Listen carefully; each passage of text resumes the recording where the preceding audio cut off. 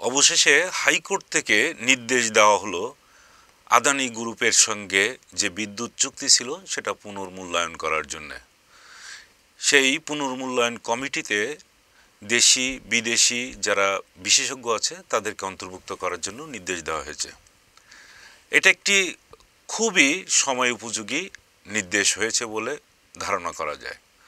মূলত আদানির সঙ্গে 2017 সালে যখন এই অসম চুক্তি স্বাক্ষর হয় তখন অনেকটা চাপ আছে বলেই ধারণা করা হয়। সে কথাটা আজকে হাইকোর্টের দুইজন জাজ যারা ছিলেন ফারাহ মাহবুব এবং দেবাশিস রায় তাদের নির্দেশনায় এই কথাটি উঠে এসেছে। বলেছেন তারা যে আদানির সঙ্গে যে চুক্তিটা করা হয়েছিল 2017 সালে সেখানে প্রতি ইউনিট বিদ্যুতের দাম ধরা হয়েছে 14 টাকা 2 পয়সা। তো এই হিসাবে বাংলাদেশের যে পরিমাণ বাড়তি খরচ তাকে দিতে হচ্ছে বা বাড়তি মূল্য যে দিতে হচ্ছে সেটা আমাদের সামনে একেবারে পরিষ্কার।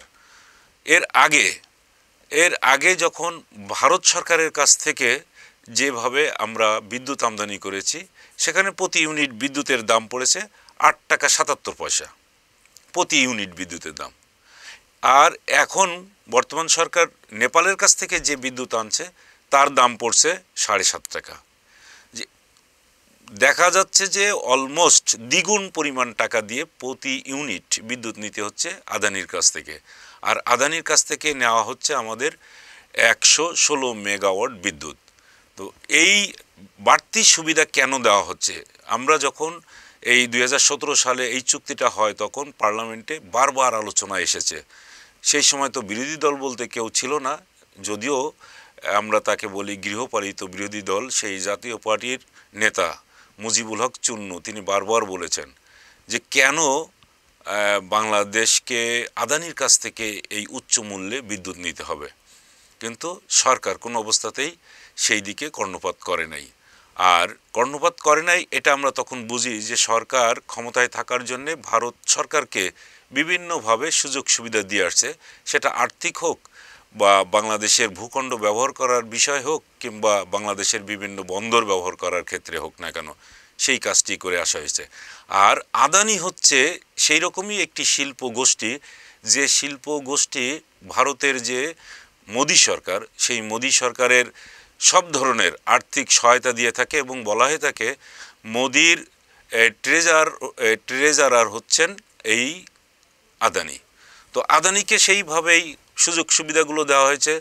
ভারতে আরও অনেক শিল্প গোষ্ঠী আছে, তারা কিন্তু আদানির এই যে মানে অসম সহযোগিতা পাওয়ার যে বিষয়টি আমরা দেখে এসেছি মোদি সরকারের কাছ থেকে, সেই সুবিধাটা কিন্তু আর কেউ পায় নাই।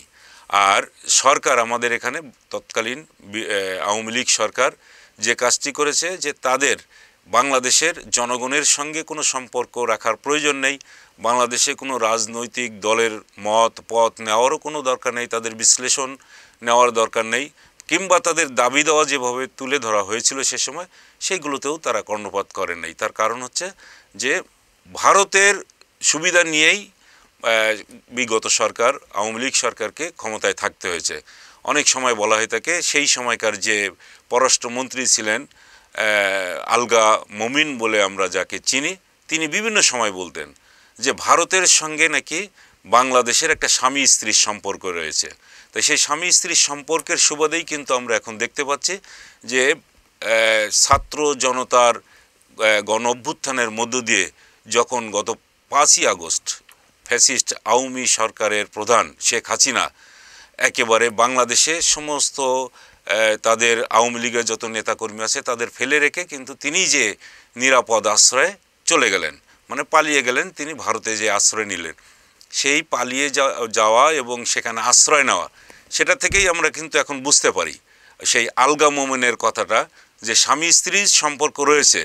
এখন ধরেই নিতে হবে যে শেখ হাসিনা এমন এক জায়গায় যে আশ্রয় নিয়েছেন সেটা তার জন্য একেবারে নিরাপদ আশ্রয়। সেই নিরাপদ আশ্রয় থাকার বিষয়টি আমরা আগে থেকেই শুনতাম সব সময়। আলগা মোমেন আরও বলতেন যে শেখ হাসিনাকে যাতে আরও ক্ষমতায় রাখা যায় সেজন্যে ভারতের কাছে বারবার দেন দরবার করে এসেছেন। আর ভারতের কাছে এমনভাবে বিগত সরকার তাদের সমস্ত পররাষ্ট্র নীতি, তারপর অর্থনীতি যাই বলেন না কেন, সব কিছু যেন বন্ধক রেখে এসেছিল। সর্বশেষ তারা পতনের আগে আগে দিয়ে যখন ভারতে গেল, ভারতে যে বেশ কিছু চুক্তি করেছিল, এর মধ্যে বাংলাদেশের ভিতর দিয়ে তাদের যে 7 সিস্টার আছে, সেই 7 সিস্টারে ট্রেন যোগাযোগটা নেওয়ার জন্যই তারা চুক্তি করে এসেছিল। ঠিক এর কয়েকদিন পরেই সেই আওয়ামী সরকার চীন সফরে গিয়েছিলেন এবং তাদের ধারণা ছিল চীনের কাছ থেকে একটা মোটা অঙ্কের যে লোন পাবেন, সেটা অনেক বড় অঙ্কের লোন পাওয়ার কথা ছিল, কিন্তু সেই লোনটা তারা পায়নি এই কারণে যে ভারতের সঙ্গে যেহেতু তিস্তা চুক্তি, তারপরে করিডোর দেওয়া, ট্রেন করিডোর দেওয়া, এই সমস্ত বিষয়গুলো দেওয়ার কারণেই চীনের সঙ্গে একটা দূরত্ব তৈরি হয়ে গিয়েছিল। এবং এই সময় দেখা গেছে যে সেই সময় পররাষ্ট্রমন্ত্রী ছিলেন হাসান মাহমুদ, তিনি বারবার প্রেসের সঙ্গেও বলেছেন, মানুষের সামনেও বলেছেন যে আওয়ামী লীগ সরকার যে চীন সফরে যাচ্ছে এই বিষয়টি অনুমোদন নিয়ে এসেছে ভারত থেকে। অর্থাৎ তিনি বলেছেন যে চীন সফরে যে যাচ্ছি সে ব্যাপারে ভারতের কোনো রকম আপত্তি থাকবে না। একটি স্বাধীন রাষ্ট্র যখন একটি দেশে বা অন্য একটি দেশের সঙ্গে চুক্তিপত্র করতে যায় বা ভ্রমণ করতে যায় বা সফর করতে যায়, সেই জায়গায় যাওয়ার জন্যও ভারতের কাছ থেকে একটা অনুমতি নেওয়ার প্রয়োজন হয়ে পড়েছিল। তো এইটা বাংলাদেশের জন্যে অত্যন্ত আপত্তিকর এবং অসম্মানজনক একটি পররাষ্ট্রনীতি দীর্ঘদিন ধরে চলে এসেছে, গত 15-16 বছর ধরে। সেই জায়গায় থাকার কারণেই যে মোদী সরকারকে সুবিধা দেওয়ার যে একটি উদগ্র আকাঙ্ক্ষা বিগত আওয়ামী লীগ সরকারের মধ্যে ছিল, তার একটা অন্যতম নজির হচ্ছে আদানির কাছ থেকে প্রায় দ্বিগুণ দামে, প্রতি ইউনিট বিদ্যুৎ দ্বিগুণ দামে কিনে নেওয়ার যে চুক্তি করা হয়েছিল, সেই চুক্তিটা ছিল অসম চুক্তি। অনেক পরে হলেও হাইকোর্ট থেকে সেই নির্দেশনা এসেছে ওই চুক্তিটা পুনর্মূল্যায়ন করার জন্যে একটি উচ্চ পর্যায়ের বিশেষজ্ঞ কমিটি গঠন করে দেওয়ার, যারা এইটার পুনর্মূল্যায়ন করবে। আশা করছি যে এইটার ভিতর দিয়েই বাংলাদেশের যে অতিরিক্ত অর্থ ভারতকে দিতে হতো বা আদানিকে দিতে হতো, সেখান থেকে একটা পরিত্রাণ পাবে।